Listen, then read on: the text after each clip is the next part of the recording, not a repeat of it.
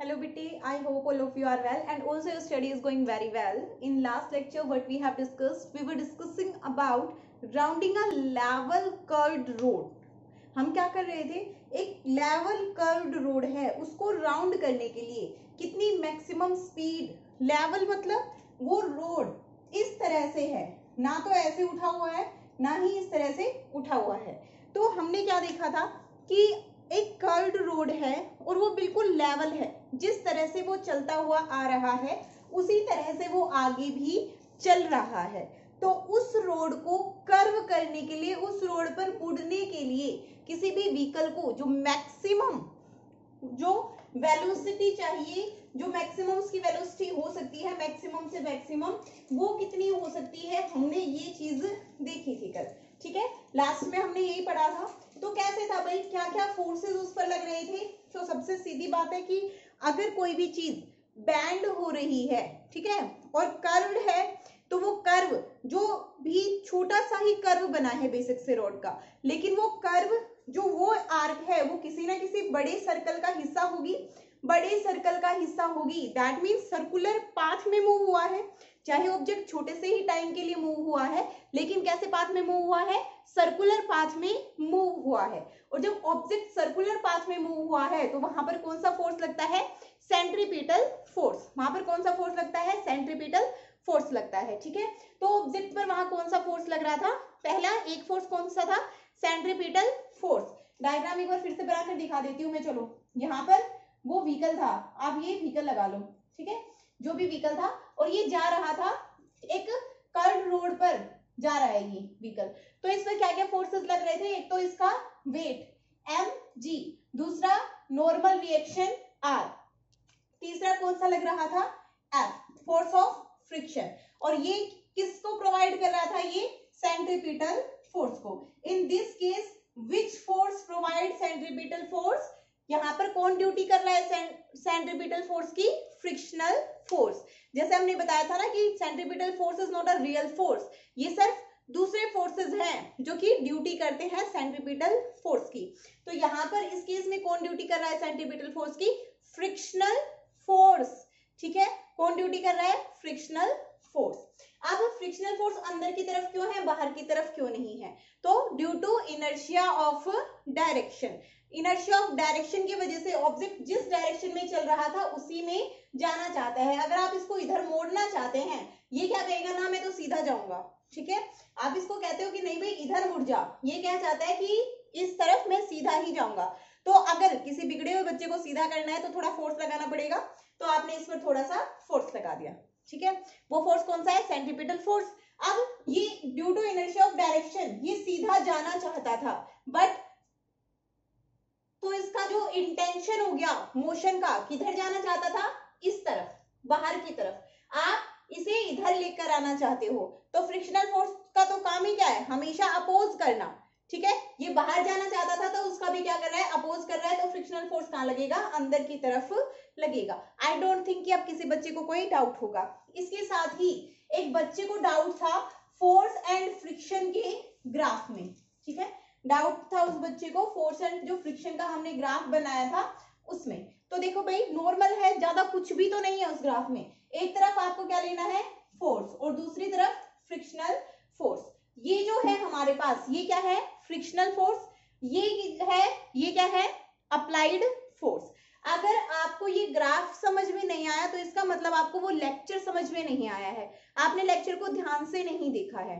ठीक है, जब मैंने कहा था कि स्टैटिक फ्रिक्शन एक सेल्फ एडजस्टिंग फ्रिक्शन है, तो आपको उस चीज को लाइटली बिल्कुल नहीं लेना चाहिए था। ठीक है, स्टैटिक फ्रिक्शन कैसा फ्रिक्शन है, सेल्फ एडजस्टिंग फ्रिक्शन है। जब मैंने फ्री बॉडी डायग्राम बताया उस टाइम पे भी तुम्हें ये चीज अच्छे से बताई थी। ठीक है, कल परसों के एक लेक्चर में भी मैंने तुम्हें ये चीज बताई थी, that static friction is a self adjusting friction force. अब देखो भाई, एक फ्री बॉडी डायग्राम है। ठीक है, आपने इस पर कितना फोर्स लगाया है, 2 न्यूटन, और आप कहते हो कि जो इसका लिमिटिंग फ्रिक्शन है, क्वेश्चन में आपको लिमिटिंग फ्रिक्शनल फोर्स गिवन है। एक छोटा सा न्यूमेरिकल समझ लो बेसिक से इसको, कि इसका जो लिमिटिंग फ्रिक्शनल फोर्स है वो कितना है, 10 न्यूटन है। अब आपको इस पर बताना है what will be the frictional force when you apply a force of 2 Newton on this object. And in which direction. ठीक है, तो आपको फ्रिक्शनल फोर्स बताना है कि किस डायरेक्शन में होगा। ठीक है, आपने 2 न्यूटन का फोर्स लगाया है राइट साइड में। ओके, आपको बताना है कि फ्रिक्शनल फोर्स किस डायरेक्शन में होगा और उसका कितना अमाउंट होगा। तो फ्रिक्शनल फोर्स किस डायरेक्शन में होगा, इधर होगा। ठीक है, हमने इधर लगाया, हम इसको इधर मूव करवाना चाहते हैं, तो फ्रिक्शनल फोर्स होगा लेफ्ट में। ओके, डायरेक्शन हमें पता चल गई। अब लिमिटिंग फ्रिक्शन कितना है, 10 न्यूटन है, मतलब फ्रिक्शनल फोर्स। तो ऑप्शन है तुम्हारे पास, एक है ऑप्शन 2 न्यूटन, दूसरा है 10 न्यूटन, तीसरा है 8 न्यूटन और चौथा है नन ऑफ दी अबोव। तो आप कौन सा करेंगे, ईमानदारी से बताना आपके दिमाग में कौन सा आया था। ठीक है, और पक्का कमेंट बॉक्स में कमेंट करके ये बात आपको बतानी है। ठीक है, तो देखो भाई, ताकि मुझे भी तो पता चले कि तुम पढ़ रहे हो नहीं पढ़ रहे, समझ आ रहा है या नहीं आ रहा। भाई तुम कोई भी रिस्पॉन्स नहीं देते। ठीक है, तुम्हारी हैबिट पता है क्या हो चुकी है, टीचर्स डे आएगा ना तो सारे बच्चे, मतलब लगभग भी कम से कम नहीं तो 200-300 मैसेज मिलेंगे व्हाट्सएप के ऊपर, happy teachers day ma'am, happy teachers day ma'am. उस दिन लगेगा कि हाँ भाई मैं तो बहुत ही अच्छी टीचर हूँ, बहुत अच्छा पढ़ाती हूँ। ठीक है, और मतलब पता नहीं हद से ज्यादा कमेंट कर देते हो और ऐसा फील करवा देते हो कि आपसे अच्छा तो कोई पढ़ाएगा ही नहीं। और यहाँ पर क्या होता है, ना तुम वीडियो को लाइक कर सकते हो कि हाँ भाई हमें लेक्चर समझ में आ गया, दूसरा ना ही तुम क्वेश्चन का आंसर देते हो, तो मैं क्या समझू कि तुम्हें समझ आया या नहीं आया। Actually what a teacher need, teacher को तुमसे क्या चाहिए, तुम्हारी प्रॉपर्टी तो नहीं मांगता, सिर्फ रेस्पेक्ट चाहिए होती है, थोड़ी सी सिर्फ रेस्पेक्ट। ठीक है, और जो अकड़ू बेकार बच्चे होते हैं जिनको का मतलब घमंड ही नहीं खत्म होता, तो वो उनका तो भगवान ही मालिक है। कहते हैं ना, गुरु गोविंद दो खड़े, सुन रखी होगी ना तुमने, काकी लागू पाए बलिहारी गुरु आपने गोविंद दियो बताए हैं, तो वो वाली कहानी है तुम्हारे साथ। अगर आपको लाइफ में सक्सेस होना है तो आपको आपकी टीचर की रिस्पेक्ट करनी ही पड़ेगी। और अगर मैं बोल रही हूँ ना बेटा आंसर दो, मैं मेरे लिए नहीं बोल रही हूँ, उससे मुझे कोई बेनिफिट नहीं होना है। ठीक है, कोई भी बेनिफिट नहीं होने वाला है, बस आप लोगों के लिए है। कम से कम मुझे पता तो चले आपको समझ आ रहा है नहीं आ रहा, एटलीस्ट दिमाग में तो जाए कुछ तुम्हारे। लेकिन ना आंसर नहीं करना, कुछ 2-4 गिने चुने बच्चे, उनके अलावा कोई आंसर नहीं करता। टेस्ट लिया उसका भी कोई रिस्पॉन्स नहीं, 7-8 बच्चों को छोड़कर। पागल हम हैं या तुम पागल हो, है ना। पढ़ना लिखना कुछ नहीं है, तुम्हारे फ्यूचर की टेंशन हमें है। तो देखो भाई, ये आपके पास क्वेश्चन था, छोटा सा क्वेश्चन था, ये 4 ऑप्शन थे, बताओ क्या आएगा। ऑनेस्टली मेरे आंसर बताने से पहले जो तुम्हारा आंसर था वो बताना। तो यहाँ पर मेरे अकॉर्डिंग क्या आएगा, 2 न्यूटन। अब आप लोगों में से अधिकतर का क्वेश्चन आंसर क्या किया होगा आप लोगों ने, 10 न्यूटन। ठीक है, कुछ एक ने 8 न्यूटन भी किया होगा और कईयों ने नन भी किया होगा। ठीक है, तो अब देखो भाई, यहां से मैंने आप लोगों को क्या बताया, एक लाइन याद रखो, that frictional force is a self adjusting force. Frictional force कैसा फोर्स है, सेल्फ एडजस्टिंग फोर्स। ये क्या करता है, अपने आप को इंक्रीज या डिक्रीज कर लेता है according as the force applied. जितना आपने फोर्स अप्लाई किया उसके अकॉर्डिंग क्या कर लेता है, इंक्रीज और डिक्रीज कर लेता है, लिमिटिंग फ्रिक्शनल फोर्स तक, जब तक कि लिमिटिंग फ्रिक्शनल फोर्स नहीं पहुंच जाता। ठीक है, अगर आप फोर्स बढ़ा रहे हो तो ये बढ़ेगा, कम कर रहे हो तो ये कम हो जाएगा। ठीक है, अगर आप कहो कि नहीं मैडम आपने तो बोल दिया ये फ्रिक्शनल फोर्स तो 10 न्यूटन है इसमें, तो फ्री बॉडी डायग्राम के अकॉर्डिंग फ्रिक्शनल फोर्स इधर 10 न्यूटन लग रहा है, इधर 2 न्यूटन लग रहा है, तो बॉडी को इधर नहीं चल जाना चाहिए था, अपने आप ही चलने लग गई, किसी भी चीज की जरूरत ही नहीं पड़ी। ऐसा हुआ है कभी आज तक नहीं। इसका मतलब क्या है कि जब आपने 2 न्यूटन लगाया तो ये सिर्फ 2 न्यूटन से ही इसको इधर खींच रहा है। ठीक है, आपने इसको 8 न्यूटन कर दिया तो 8 न्यूटन से ही इधर खींच रहा है, 9 न्यूटन इसको कर दिया तो 9 न्यूटन से ही इधर खींच रहा है, 10 न्यूटन कर दिया तो 10 न्यूटन से ही इधर खींच रहा है, आपने 10.0001 कर दिया तो ये चलने लग गया। ठीक है, तो लिमिटिंग फ्रिक्शनल ये यहां पर हो गई 10 न्यूटन वैल्यू में लगा दो इसकी, 10 न्यूटन वैल्यू क्या हो गई, लिमिटिंग फ्रिक्शनल फोर्स की वैल्यू है। तो इसके अकॉर्डिंग अब बताओ आपके अप्लाइड फोर्स, जो आपका अप्लाइड फोर्स है वहां तक जब आपने फोर्स बढ़ाया तब तक क्या फ्रिक्शनल फोर्स बढ़ा था, बिल्कुल बढ़ा था।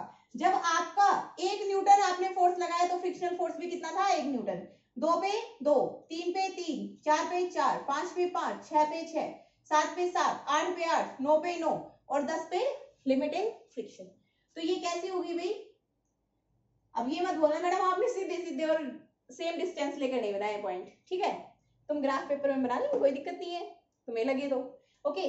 अब लिमिटिंग फ्रिक्शन जो होता है वो ये वाला जो पोर्शन है, ये इतना इतना जो पोर्शन है ओ ए, ठीक है, मैं इसको ओ ए बोल दूं, तो ये ओ ए किसको दिखाता है, स्टैटिक फ्रिक्शन को, ठीक है, किसको दिखाता है, ओ ए स्टैटिक फ्रिक्शन को दिखाता है।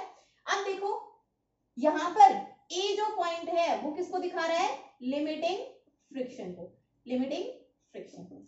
अब आपको पता है जैसे ही बॉडी चलने लगी तो उसकी जो फ्रिक्शनल फोर्स की वैल्यू हो जाती है वो क्या हो जाती है, थोड़ी सी कम हो जाती है देन लिमिटिंग फ्रिक्शन।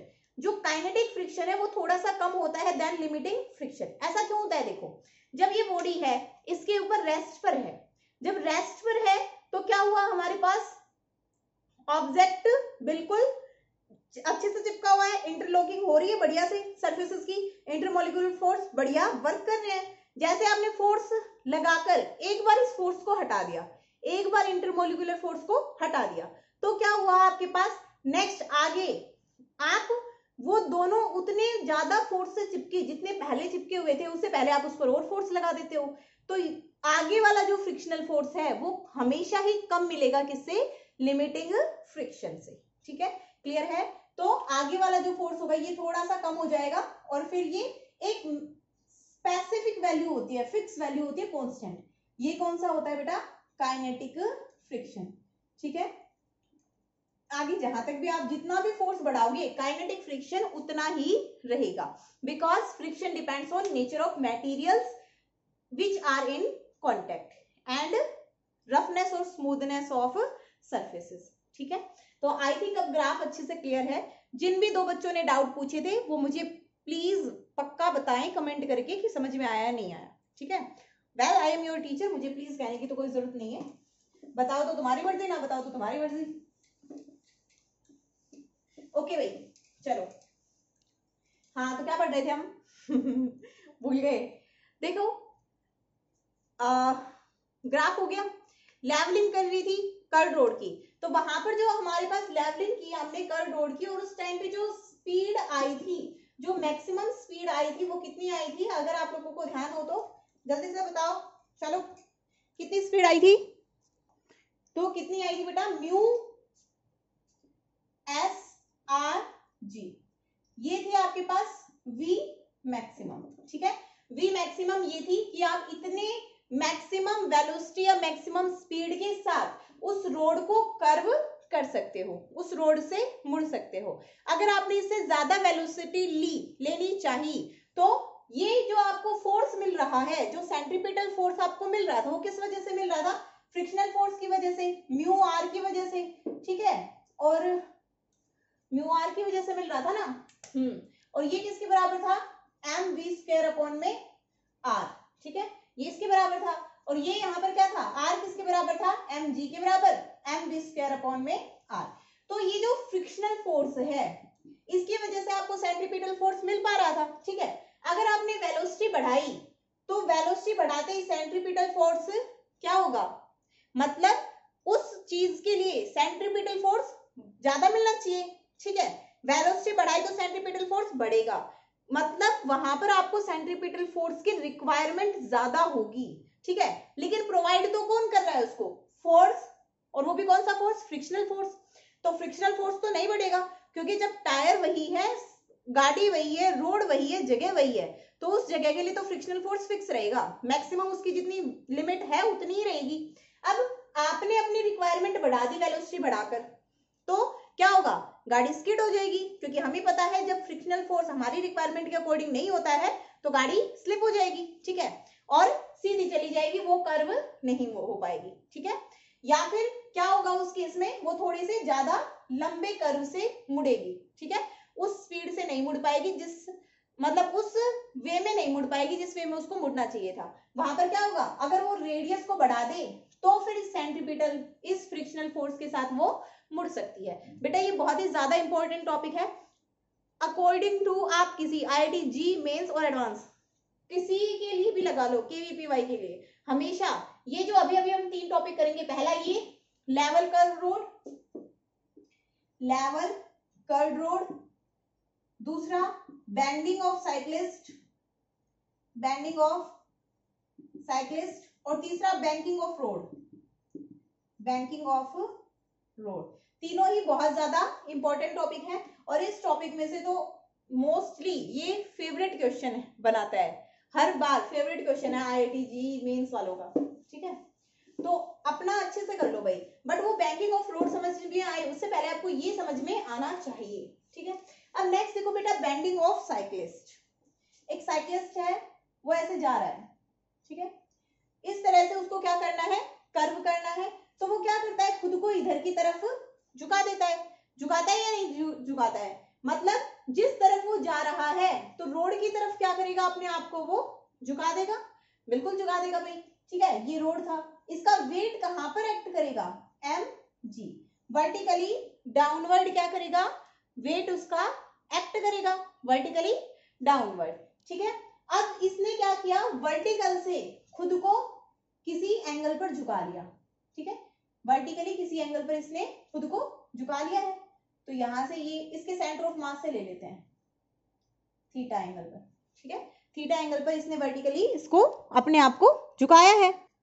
अब वो साइक्लिस्ट इस तरह से झुकने के बाद क्या होता है, अच्छे से इजीली मूव कर पाता है, ठीक है, इजीली ज्यादा स्पीड के साथ रोड को टर्न कर पाता है। तो ऐसा क्यों, ये साइक्लिस्ट इधर झुका ही क्यों झुका भाई, सीधा क्यों नहीं चला, तू ऐसे चल, ऐसे चल, हम तुझे ऐसे चलाएंगे। तो जब वो ऐसे चलना चाहता है तो वो अपनी ज्यादा स्पीड के साथ रोड को कर्व नहीं कर सकता है, क्यों, क्योंकि उस टाइम पे क्या होगा, वो उसकी एक मैक्सिमम स्पीड होगी और वो उसी मैक्सिमम स्पीड के साथ रोड को कर्व कर सकता है। तो अब अगर वो क्या करे, वो रोड है और साइकिल है, ठीक है, उन दोनों के बीच में फ्रिक्शनल फोर्स है। मान लो उसकी साइकिल के टायर्स खराब हो चुके हैं, वो उतना फ्रिक्शनल फोर्स प्रोवाइड नहीं कर पा रहे हैं जितना चाहिए। तो आप लोगों ने देखा होगा कि कई बार साइक्लिस्ट क्या करते हैं, जब उनको कर्व करना होता है तो थोड़ा सा किस तरफ झुक जाते हैं, सेंटर की तरफ ही झुक जाते हैं। देखा है कभी किसी ने, ऐसे जानी चाहिए साइकिल, वो क्या हो जाते हैं, थोड़ा सा ऐसे झुक के और फिर ऐसे निकाल ले जाते हैं, उसको निकाल ले जाते हैं ना। ऐसा करने से क्या होता है, ऐसा करने से उनकी जो डिपेंडेंसी होती है फ्रिक्शनल फोर्स पर, वो क्या हो जाती है, कम हो जाती है। कैसे कम हो जाती है, देखो भाई, जब आपने उसके ऊपर, जब आप सीधे खड़े हो, आपने क्या किया, फोर्स लगाया अर्थ के ऊपर mg, आपको उतना ही रिएक्शन मिला r, ठीक है, उतना ही रिएक्शन आपको मिलेगा r। ये साइक्लिस्ट है, इस तरह से बना दो, ये थोड़ी बड़ी सी साइकिल है मतलब तुम समझ जाओगे, ठीक है, ये साइक्लिस्ट है इधर। तो इसका जो नॉर्मल रिएक्शन है वो कैसे लगेगा, इधर लगेगा, बिल्कुल लगेगा। अब मैं यहीं पर बना देती हूँ इसका सेंटर ऑफ मास लेकर, तुम्हें बनाने के लिए, ताकि ये तुम इस तरह से कंफ्यूज ना हो। वेट कहां पर लगेगा इसका, नीचे की तरफ mg, ये साइक्लिस्ट का वेट है इधर mg। मैं बनाना तो इधर ही जाऊंगी, लेकिन फिर मेरे को सारी चीजें अलग अलग दिखानी पड़ेंगी, तो मैं एक फ्री डायग्राम बना रही हूँ ऊपर की तरफ, ठीक है, कि वेट नीचे लग रहा है और ये क्या है, r, नॉर्मल रिएक्शन, क्योंकि ये हमेशा क्या होती है, जैसे वो झुक गया तो उसी के परपेंडिकुलर जाएगी, वो तो सरफेस पर कुछ ना कुछ एंगल बना रहा है ना, तो उस ऑब्जेक्ट के परपेंडिकुलर होती है हमेशा नॉर्मल रिएक्शन, ठीक है। तो अब ये झुक गया है तो नॉर्मल रिएक्शन ऐसे। अब इसने वर्टिकल से कुछ एंगल बनाया है, कितना एंगल बनाया है, थीटा, तो ये वाला कंपोनेंट क्या हो जाएगा, r cos थीटा, और ये वाला कंपोनेंट क्या हो जाएगा, r sin थीटा, ठीक है। अब देखो, जब ये वाला जो कंपोनेंट है mg, ये कंपोनेंट किससे हो गया, इस पर कितने फोर्सेस लग रहे हैं भाई, एक तो mg, ये r cos theta, r sin theta, एक तो mg, इसका वेट लग रहा है जो कि नीचे की तरफ एक्ट कर रहा है, ठीक है। दूसरा r, नॉर्मल रिएक्शन, ठीक है, दूसरा कौन सा लग रहा है, r, नॉर्मल रिएक्शन, और जो नॉर्मल रिएक्शन है वो भी वर्टिकल से कुछ एंगल पर लग रहा है। तो हमने क्या किया, नॉर्मल रिएक्शन जो ये वर्टिकल से कुछ एंगल पर लग रहा है, इसके क्या बना दी, दो कंपोनेंट्स बना दी। टॉपिक है आपका बेंडिंग ऑफ अ साइक्लिस्ट, ठीक है, bending of a cyclist. When A cyclist turns a road, he also needs centripetal force,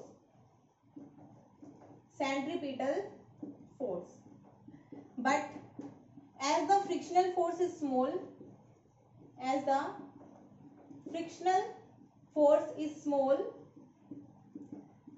small, so dependency on it is not safe, dependency on it only is not safe, क्योंकि cycle के case में बहुत ही कम frictional force होता है, tyres का बहुत ही कम contact होता है, तो फ्रिक्शनल फोर्स क्या होता है, बहुत ही ज्यादा कम होता है, इसीलिए सिर्फ और सिर्फ उस पर डिपेंडेंसी क्या होती है, सेफ नहीं होती। So cyclist bend itself towards the center,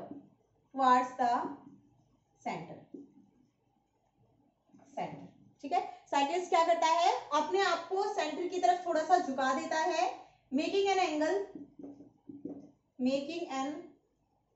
angle theta with the vertical, ठीक है। अब कितने फोर्सेस उस पर एक्ट करेंगे, now two forces acts on the cyclist, now two forces acts on the cyclist. One is first weight mg vertically downwards.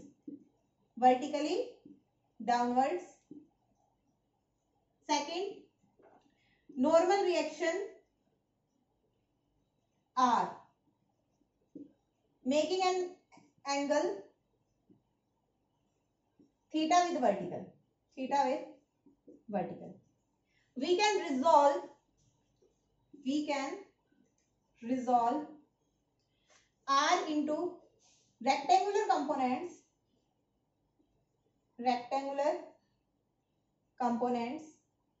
r cos theta and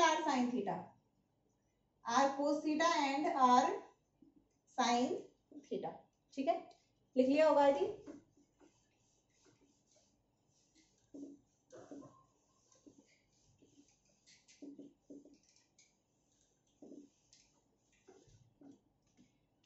Seeing at center of gravity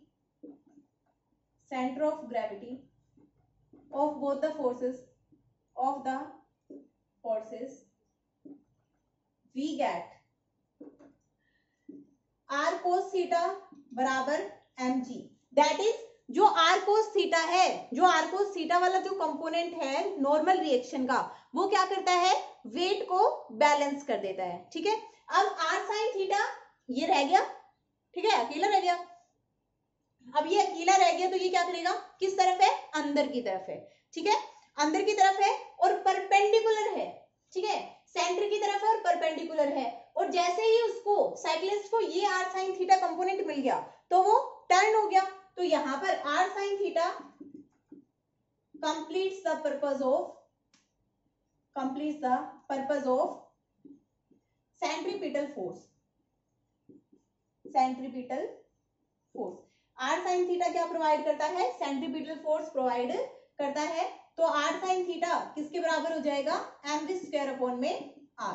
from first and second, first और second से हमारे पास क्या आ जाएगा, tan theta, इसको मैंने इससे divide किया है, डिवाइडिंग 2/1, ठीक है, लिख लेना तुम ये बात, भूल मत जाना फिर, और जो मैं लिख रही हूँ ना बोर्ड पे तुम्हारी नोटबुक में भी होना चाहिए,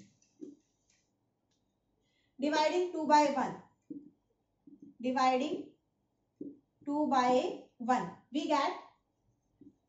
we get tan थीटा बराबर, tan थीटा किसके बराबर आ जाएगा, m से m cancel, v square, r से r भी कैंसिल हो जाएगा, है ना, mv square by r, mg, v square g और अपॉन में r, ये r ऐसे r, ये r, ठीक है, r तो किसी से कैंसिल नहीं होगा ना भाई, या हो जाएगा, r तो किसी से कैंसिल नहीं होगा। अब आपको यहाँ पर निकालनी है कि वो मैक्सिमम कितनी वेलोसिटी के साथ मूव कर पाता है, मैक्सिमम कितनी वेलोसिटी के साथ टर्न कर सकता है, तो यहां से निकाल दो, v क्या आ जाएगा, r tan थीटा अपॉन में g का अंडर दी रूट, तो मैक्सिमम इस वेलोसिटी के साथ वो क्या कर सकता है, कर्व कर सकता है, ठीक है, मैक्सिमम इस वेलोसिटी के साथ वो जा सकता है, उस रोड को बैंड कर सकता है। अब देखो भाई, रोड को बैंड कर सकता है मतलब वो खुद उससे जा सकता है, ऐसा नहीं है कि वो रोड को दोबारा बना के बैंड कर देगा, ठीक है। तो देखो आर तो फिक्स ही होता है, जब बन गया रोड उस टाइम पे फिक्स हो गया। जी भी कांस्टेंट है, वो सिर्फ क्या वेरी कर सकता है, थीटा को वेरी कर सकता है। ठीक है, वो जितना ज्यादा थीटा इंक्रीज कर देगा उतनी ज्यादा मैक्सिमम वेलोसिटी के साथ वो मूव कर सकता है। ठीक है, जितना ज्यादा थीटा इंक्रीज कर देगा उतनी ज्यादा मैक्सिमम वेलोसिटी के साथ वो मूव कर पाएगा। अब देखो भाई, यहाँ पर जो आप लोगों ने सर्कस में देखा होगा ना, वो गोल गोल गोल गोल घूमते हैं, तो वो वहां पर इसी का यूज करते हैं। ठीक है, अपने आप को इतना टिल्ट कर देते हैं कि वहां पर जो फ्रिक्शनल फोर्स है वो उनको अच्छे से मिल पाता है। ठीक है, अगर वो अपने आप को उस एंगल तक टिल्ट नहीं कर पाए सेंटर की तरफ, तो फिर वो गिर जाएंगी। क्यों गिर जाएंगी? क्योंकि उन्हें वहां पर फ्रिक्शनल फोर्स सफिशिएंट नहीं मिलेगा, और जब फ्रिक्शनल फोर्स सफिशिएंट नहीं मिलेगा तो वो गिर जाएंगे। ठीक है, तो इसीलिए जो सर्कस में वो राउंड राउंड, क्या बोलते हैं उसको, राउंड राउंड घूमता तो है वो, कोई टाइप में वो गोल गोल मोटरसाइकिल पे घूमता है, साइकिल पे भी घूमते हैं, तो वो वहां पर किसका कंसेप्ट यूज होता है, यही वाला कंसेप्ट यूज होता है। वो अपने आप को टिल्ट करके किस चीज को बढ़ाना चाहते हैं, फ्रिक्शनल फोर्स को वो वहां पर इंक्रीज करना चाहते हैं। ठीक है, वो फ्रिक्शनल फोर्स को वहां पर इंक्रीज कर देते हैं, और जैसे ही फ्रिक्शनल फोर्स इंक्रीज होगा तो क्या हो जाएगा आप लोगों के पास, वो इजीली मूव कर पाएगा ज्यादा से ज्यादा वेलोसिटी के साथ। अब देखो भाई, नेक्स्ट है आपके पास बैंकिंग ऑफ रोड्स, बहुत ही ज्यादा इंपॉर्टेंट टॉपिक है। अब ये हो गया हमारे पास, इससे कुछ वेलोसिटी मिल रही है। ठीक है, बिल्कुल मिल रही है इससे कुछ ना कुछ वेलोसिटी। ओके, दूसरा हमें लेवल ऑफ जो रोड है फ्रिक्शन से, उससे भी कुछ वेलोसिटी मिल रही है। बट जब साइकिल वाला है वो तो क्या करेगा अपने आप को, चलो उसने तो बेंड कर लिया, but what in case of car, car को उठा लोगे, कार में बेंड कर दोगे? अब बताओ, नहीं कर सकते ना, तो उस केस में क्या। अब देखो भाई, हुआ क्या, हम चाहते हैं कि हम 16 की स्पीड से जा पाए। ठीक है, नहीं, हम चाहते हैं कि हम 12 किलोमीटर पर आवर की स्पीड से कहीं पर जा पाए, या फिर 12 मीटर पर सेकंड की स्पीड से हम चल पाए। ठीक है, एक कर्व रोड है, इस रोड को हम 12 मीटर पर सेकंड की स्पीड से ही क्रॉस करना चाहते हैं। अब इसकी अगर ये लेवल होता, ओनली लेवल रोड होता, तो वहां पर इसकी लिमिट कितनी थी, 6 मीटर पर सेकंड। और अगर ये थीटा एंगल से, अगर हम अपनी गाड़ी को थीटा एंगल से उठा लें इस रोड पर, तो हम किस स्पीड से कर सकते हैं, इसमें 10 मीटर पर सेकंड की स्पीड से हम कर सकते हैं इस रोड को क्रॉस। अब क्या हो अगर ये दोनों ही कंपोनेंट मिल जाए, मतलब हमें फ्रिक्शनल फोर्स भी मिल जाए और वो उठा हुआ कंपोनेंट भी मिल जाए, तो टोटल हम कितनी स्पीड के साथ जा सकते हैं, 16 मीटर पर सेकंड के साथ हम जा सकते हैं। और हम तो सिर्फ किसके साथ जाना चाहते हैं, 12 मीटर पर सेकंड के साथ। तो हमें क्या चाहिए, अब ऐसा चाहिए कि फ्रिक्शनल फोर्स तो मिल रहा है, साथ में उठा हुआ कंपोनेंट और चाहिए। अब हम अपनी गाड़ी के नीचे जैक लगा के घूमेंगे कि जब हमें एक रोड दिखाई दे हम उसको लगाएं और वो हमारी गाड़ी को एक साइड से ऊपर उठा दे और हमारी गाड़ी ऐसे चली जाए, है ना। अब ऐसा तो होता नहीं है, तो इंजीनियर्स ने क्या दिमाग लगाया, उन्होंने क्या कहा, क्यों ना रोड को एक साइड से उठा दिया जाए। तो आप लोगों ने देखा होगा नॉर्मली जहां पर भी कर्विंग होती है रोड्स की, वहां पर रोड्स क्या होते हैं, थोड़े से उठे हुए होते हैं, रोड्स थोड़े से उठे हुए होते हैं, और उनका जो अंदर वाला किनारा होता है वो थोड़ा दबा होता है, बाहर वाला किनारा थोड़ा सा ऊंचा होता है। ठीक है, जितने ज्यादा शार्प टर्न होगा उतना ज्यादा वो थोड़ा ज्यादा उठा हुआ मिलेगा आपको, और उससे आपको ऐसा तो लगेगा कि आप गिर रहे हो, लेकिन आप इजीली क्रॉस कर सकते हो। आपने कभी भी बाइक पे जाते हुए देखा होगा, आप गिर रहे हो, आपको ऐसा फील तो होता है, लेकिन आप इजीली उस चीज को कर्व फिर कर सकते हो। और जो ये लड़के बहुत ज्यादा तेज बाइक चलाते हैं, लड़कियां बहुत तेज स्कूटी चलाती हैं, अगर ये टॉपिक पढ़ने के बाद कभी ऐसा हुआ कि किसी रोड पर तुम इतनी तेज चला रहे हो और फिर गिर गए, तुम्हारी धुलाई बहुत होगी, एक तो तुम्हारे लगेगी, ऊपर से मैं पिटूंगी तुम्हें। ठीक है, तो आप देखो भाई, ये क्या है हमारे पास, बैंकिंग ऑफ रोड, इसको हम क्या कहते हैं, बैंकिंग ऑफ रोड। अब व्हीकल को तो उठा नहीं सकते, तो क्या करते हैं, रोड को उठा देते हैं थोड़ा सा। ठीक है, रोड को उठा देते हैं। यहां पर मान लो व्हीकल है आपका, ये आपका कोई ना कोई व्हीकल है, ये जा रहा है, तो रोड को क्या करते हैं, थीटा एंगल से उठा दिया, तो इसको हम क्या कहते हैं, बैंकिंग ऑफ रोड्स। ठीक है, रोड को ही थोड़ा ऊंचा कर दिया। अब वो जैसे ही कर्ड पाथ खत्म हो जाएगा तो रोड को फिर से उसी लेवल पे ले आएंगे। जैसे ही कर्ड पाथ स्टार्ट होना शुरू होता है, तो जहां से स्टार्ट होना शुरू होता है उसको धीरे धीरे ऐसे उठा के लेकर आते हैं, फिर और ऊपर उठाया और फिर इस तरह से चला गया। ठीक है, अब मुझे बताओ कि यहाँ पर फ्रिक्शनल फोर्स कौन से डायरेक्शन में लेकर, जल्दी बताओ। अंदर लगेगा इधर सेंटर की तरफ या फिर कहीं पर और लगेगा? जल्दी बोलो। सेंटर की तरफ, पिटाई हो जाएगी तुम्हारी। देखो सेंट्रीपिटल फोर्स प्रोवाइड करता है फ्रिक्शन, मान लिया मैंने तुम्हारा, बट ये अंदर सेंटर की तरफ नहीं लगेगा। कहां लगेगा? इस तरफ। ये है हमारे पास फ्रिक्शनल फोर्स, क्योंकि फ्रिक्शनल फोर्स की कंडीशन हमेशा कहां है, क्या कंडीशन है, हमेशा कहां पर लगेगा, टेंजेंशियल लगेगा उन दोनों सर्फेसिस की जो दोनों सर्फेसिस कांटेक्ट में हैं। ठीक है, तो ये फ्रिक्शनल फोर्स यहां पर लगेगा आपका। हो गया। चलो वेट कहां पर लगेगा इसका? इधर की तरफ। ये हो गया वेट आर साइन थीटा, इधर की तरफ ये आर। ठीक है, चलो वेरी गुड। अब हम बनाएंगे सेंटर ऑफ मास से सारी चीजें। ठीक है, तो ये वाला एंगल जो है ये भी कितना होगा? थीटा होगा। ये थीटा है तो ये भी थीटा होगा। बहुत बार करवा चुकी हूँ, 2-3 बार करवा चुकी हूँ, दोबारा नहीं करवाऊंगी। ठीक है, अब अगर ये वाला एंगल थीटा है तो यहां पर ये कौन सा फोर्स है? फ्रिक्शनल फोर्स है। ठीक है, तो फ्रिक्शनल फोर्स को भी आप कितने कंपोनेंट्स में तोड़ सकते हो भाई? पहले तो हम किसको तोड़ेंगे? आर को। ठीक है, तो अब की बार हम mg को नहीं ब्रेक डाउन करेंगे, अब की बार हम किसको ब्रेक डाउन करेंगे? पहले आर को ब्रेक डाउन करो। ठीक है, तो ये angle theta, vertically opposite angles, तो ये वाला कंपोनेंट कौन सा हो गया? आर कोस थीटा, और ये वाला कंपोनेंट हो गया आर साइन थीटा। होगा या नहीं होगा? बताओ भाई, जल्दी बोलो, जल्दी बताओ। होगा ना? बिल्कुल होगा। अब देखो भाई, फ्रिक्शनल फोर्स ये यहां पर लग रहा है, लेकिन जब ये रोड है इस तरह से उठा हुआ है तो ये प्लेन तो उसका रोड का ये वाला है ना, ये प्लेन तो नहीं है, ऐसा प्लेन तो नहीं है रोड का। रोड का कौन सा प्लेन है? ये वाला। सर्कल किस प्लेन में बन रहा है? इस प्लेन में। और सर्कल कैसा है? 2 डायमेंशनल ऑब्जेक्ट है, तो सेंट्रीपिटल फोर्स कैसे लगेगा? ऐसे स्ट्रेट लगेगा।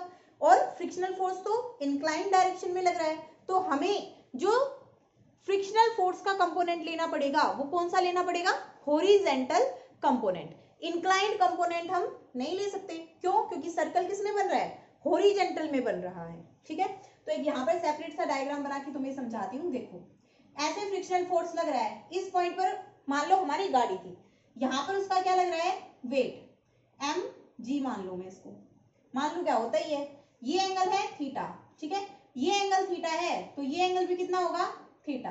ये है एफ, तो एफ के साथ ये वाला जो हॉरिजॉन्टल कंपोनेंट आएगा ये कितना आएगा? F cos theta. ये कितना आ जाएगा? F sine theta. अब यहां से ये नॉर्मल रिएक्शन है। ठीक है, ये आर है, आर के साथ जो ऊपर कंपोनेंट जाएगा ये एंगल कितना बनेगा? थीटा, क्योंकि ये थीटा है। ठीक है, ये वाले कौन से एंगल हैं? अल्टरनेट एंगल्स हैं। ओके, ये वाले एंगल, ये दोनों एंगल वर्टिकली अपोजिट एंगल है। ये एंगल थीटा है तो ये भी थीटा होगा। लास्ट के लेक्चर में करवाया था मैंने। ठीक है, जब एंगल ऑफ रिपोज करवाया था, वहां से देख लेना दोबारा। आर कोस थीटा, और ये वाला कंपोनेंट कौन सा आ जाएगा? R sine theta. ठीक है, क्लियर है ये कैसे कैसे आए हैं? आई थिंक क्लियर होगी, डाउट नहीं होना चाहिए अब यहाँ पर। ठीक है, तो मैं आर साइन थीटा के साथ ही एक और कंपोनेंट भी, और वो कौन सा है? F cos theta. ज्यादा कुछ ना करते हुए मैं यहाँ पर इसको ऐसे दिखा रही हूँ। ठीक है भाई, ओके। अब देखो बेटा, बैंकिंग ऑफ रोड्स टॉपिक हमारा है, बैंकिंग ऑफ रोड। तो पहले तो सबसे पहले इसकी डेफिनेशन लिखेंगे, what is the banking of roads? Banking of roads तो क्या होता है? The phenomena of raising the outer edge of the roads with respect to inner edge is called banking of roads। उसको हम क्या कहते हैं? बैंकिंग ऑफ रोड्स कहते हैं। वो फिनोमिना जिसमें हम जो हमारा रोड है उसके आउटर एज को थोड़ा सा उठा देते हैं in comparison to its inner edge, उस फिनोमिना को हम क्या कहते हैं? बैंकिंग ऑफ रोड्स कहते हैं। ठीक है, देखो भाई आज के लिए सफिशिएंट हो गया है, काफी लेंथी लेक्चर हो गया है। मैं तो सोच रही थी दोनों टॉपिक इसी में करवा दूं, बट बातें हो गई ना बीच में तुमसे, तो इसलिए लेंथी हो गई। तुम्हें डांट लगानी भी जरूरी है, कई बार मानते नहीं हो तुम। तो नेक्स्ट लेक्चर में हम यहीं से स्टार्ट करेंगे, ओके? वरना तुम बोर हो जाओगे, फिर रोने लगोगे, मैडम इतने लंबे लंबे लेक्चर बना देती है।